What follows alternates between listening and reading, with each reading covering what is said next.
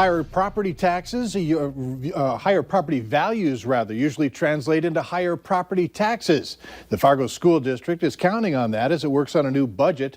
School leaders will be going over a preliminary spending plan tomorrow night, and Valley News Team's Katie Opperly zeroes in on how much more money they expect to be dealing with. There's still a lot of unknowns at this point. Property tax values haven't been finalized. We also aren't quite sure what may happen with some of the state aid. As district leaders look ahead to the 2020-2021 school year, the budget right now shows a 4% increase in property tax revenue, fueled solely on higher property values for some homeowners. Taxpayers in the district, to me, the most important piece is we are not levying more mills. So the district is not taxing more.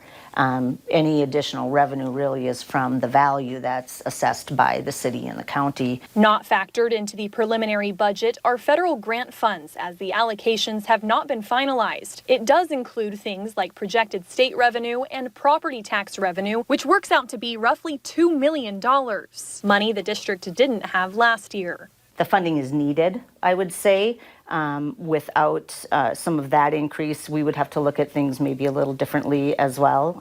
The same goes on the state side, right? If things would change significantly either way, that has a huge effect on us. Even if the budget's a large number, it's really absorbed by staffing. GAP says these funds will go toward general education, including staffing and operating costs, curriculum, and supplies. They will also help offset lost revenue.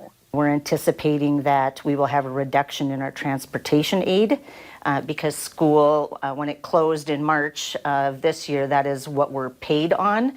And so we were missing about a third of the year of school. The budget is in its early stages, but it has to be finalized by October. As with most budgets, GAP says there will be changes to come. In Fargo, Katie Opperly, Valley News Live. At this point, the district's budget calls for spending a little over $164 million, which is up about $5 million from a year ago. The school board meets tomorrow afternoon. We'll continue to follow this story.